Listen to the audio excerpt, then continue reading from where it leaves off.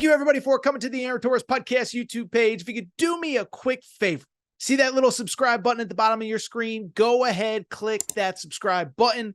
Really does help our channel grow, our audience grow, and I really do appreciate it more than you know. So click that subscribe button. Appreciate your support. Now, here's the video that you came here for. By talking about a team that if I give them too much credit, everybody's going to get mad. But let's go to the Kentucky Wildcats, okay? Because listen, I understand that anytime I say anything positive about Kentucky, who have they played? What does it matter? Why do you care, Torres? It doesn't mean anything. They're playing the YMCA teams. Okay, I get it. But as I always say on this show, my old buddy, Arnie Spanier, my former radio co-host, what did he always tell me? This is one of my favorite lessons in life and in radio. He's got a gravelly voice, still does radio for Fox Sports Radio. He always said, Torres, the show's tonight. And what that means is I can't react to what could happen 10 years down the road or 10 days down the road, right? We can't say, well, if the Chiefs lose this game or if they lose that game, then they aren't going to be good. But they keep winning. So can we stop? You know, it's like the Detroit Lions. It's like, well, I mean, what happens if? No, they're the best team in the NFL right now. They're the best team in the NFC. And so Kentucky, they host Wright State. I know Kentucky's season and the Mark Pope era is not going to be defined by a game against Wright State on opening night. But again, if you're a Kentucky fan, I don't know how it's not hard. I don't know how it's not impossible to be excited about a 103-62 victory to open the Mark Pope era. And it's funny. First of all, I did see all the numerology or whatever of Mark Pope, of course, war number 41. They win by 41 on their opening night. They gave him like a commemorative bourbon barrel, which I thought was a little aggressive, but hey, he's one of theirs. I get it, whatever. But listen, I'm going to say what I keep saying about Kentucky until I'm proven wrong. This is not the number 23 team in the country. There are not 23 teams in this league better than them. There are not 8 teams in the SEC better than them. I'm sorry, there just aren't, okay? And I know it's Wright State, and we don't want to overreact, but what I saw in this game is what I saw in the 2 exhibitions, and that is a fluid, confident, experienced team that I think is going to win a lot of games. When I look at this game, first of all, the 3-point shooting, we talked about it all summer as this roster is getting put together. Well, guess what ended up happening? 11 of 24 shooting from 3. It's actually probably less than most games. Mark Pope has said we want to shoot 30 plus threes in most of our games. So Wright State actually did a pretty good job of running them off the 3-point line, but they finished 11 of 24. Kobe Brea, the best 3-point shooter statistically in college basketball last year, alongside Reed Sheppard, 4 for 4. He did the Steph Curry shoot it, turn around before it goes in.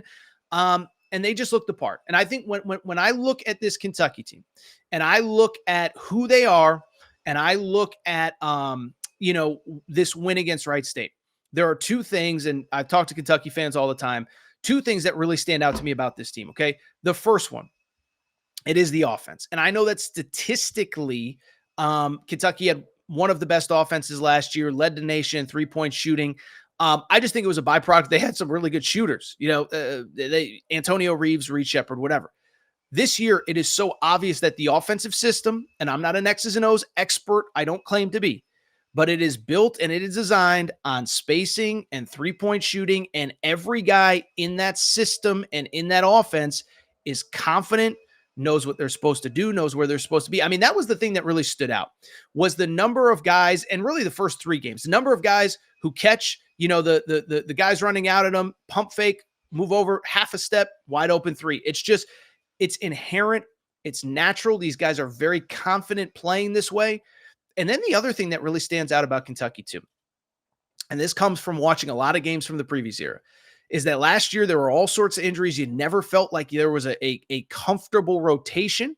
Now, some of that was out of the control of the coach, but this year, what stands out to me, every single substitution has a purpose, right? If Lamont Butler is in, Kirk Kriisa is not in. Kirk Kriisa was recruited to be Lamont Butler's backup. So when Lamont Butler comes out, Kirk Kriisa comes in. I haven't looked at the math. I'm sure there's probably a minute or 2 where they have played together, but for the most part, it's like when Lamont's in, Kerr's out. When Kerr's out, Lamont's in. Same with the big guys. They have 2 true 5 men, Amari Williams and Brandon Garrison. Brandon Garrison isn't on the floor with Amari Williams very much, if at all. So everything is intentional. Everything is purposeful. By the way, I will mention Amari Williams looked awesome. Amari Williams looked awesome in that game. What was it? 12 points, 13 rebounds, something like that. He did finish, in fact, with 12 points and 13 rebounds. This was a kid we talked about in the portal. This was the first commit of the Mark Pope era. And that tells you everything you need to know. Mark Pope prioritized this kid over everybody else in the portal, 7-foot center from Drexel. And you can see why Mark Pope was so excited about this kid, what he brings to the table, who he is, how he protects the rim. And I'll tell you, he didn't play in the second exhibition. You could see a difference in this team. And that is a kid that you are going to need over the course of the season. You're going to play Jonas Adu at Arkansas. Gonzaga has a bunch of big guys. That is a 7-footer that you're going to need. He looked the part. I think the other thing that stood out, like I said, Kobe Brea played well. Overall, they had 6 players in double figures. That tends to happen when you get to 103 points.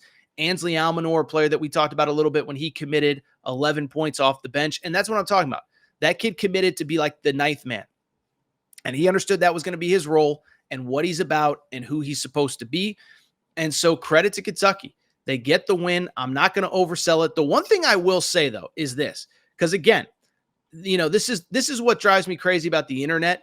I sort of get it, but it also just drives me insane. Is that, you can't give anybody credit for beating a bad team. And so, as I said, I know that until they actually get a win against a quality team, we're not allowed to give them credit. But I'll tell you this, I had Duke and Kentucky side by side. Duke clearly has a lot of high upside NBA type talent. Cooper Flagg, the Malawatch kid, Con Knipple, they got good players, but they didn't look as fluid. They didn't look as confident. They didn't look as purposeful in what they were doing. And so I'm just going to tell you, we'll preview that game on next Monday night. That game is Tuesday. By the way, Kentucky fans, producer Matt will be there interviewing UK fans on the street. If you want to be interviewed, raise your hands in the chat, DM me. We'll get you set up with producer Matt. But I just bring it up because I just loved who they were and how they looked and the way that they played. Kentucky gets the opening night win.